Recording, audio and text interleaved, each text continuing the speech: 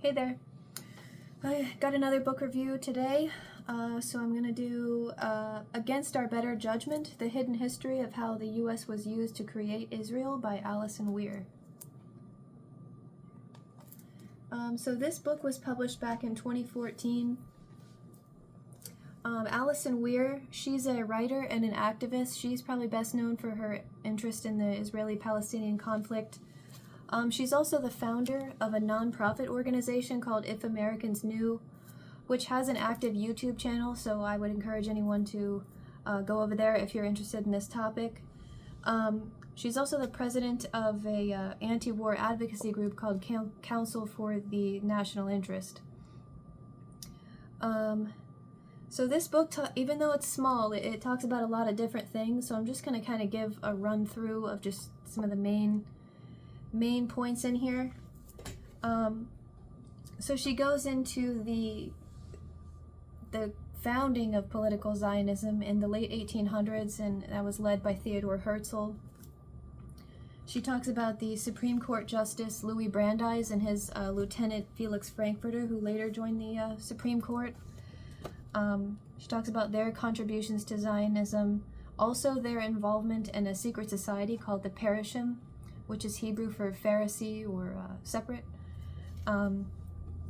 She talks about Brandeis' close relationship with President Woodrow Wilson, and also the Zionist influence that pushed us into our involvement with World War I. She goes into the Balfour Declaration, which is considered like a key factor in the creation of the State of Israel.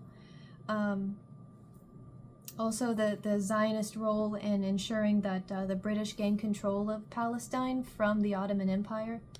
The Ottoman Empire controlled that area during World War I. She talks about some of the incidents that the Zionists created. They were meant to apply pressure to Jews and also scare Jews. They did use terrorism against Jewish people to get them to move to Palestine.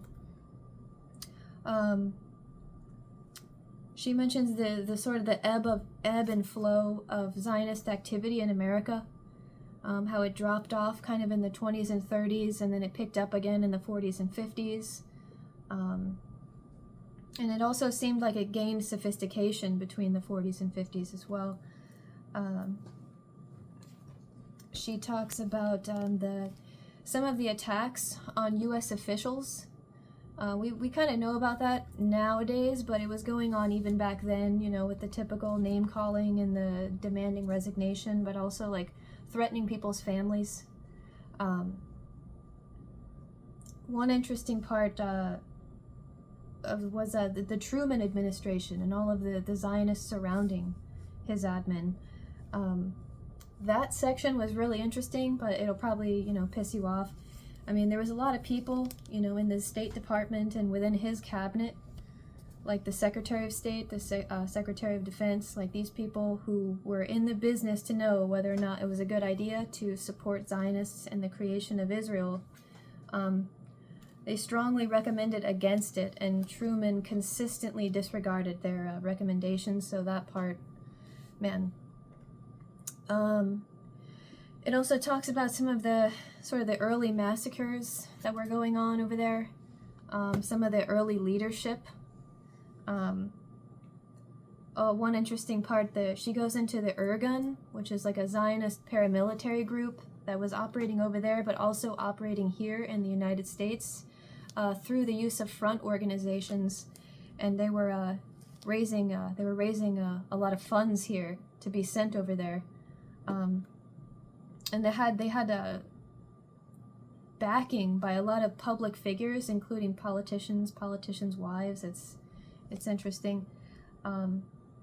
She also talks about the creation and the use of Christian Zionist organizations as well. And there is also a little known story. I didn't know about this story until I read this book, but about the U.S. aviator named Reginald Gilbert. He prevented an assassination of the British Prime Minister. That's pretty cool. I guess I'll say I definitely recommend this to pretty much everybody.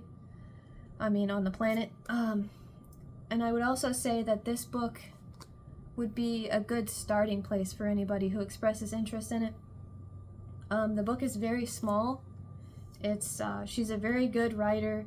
It's super clear, super concise. There's not a lot of fluff in here. It's just to the facts.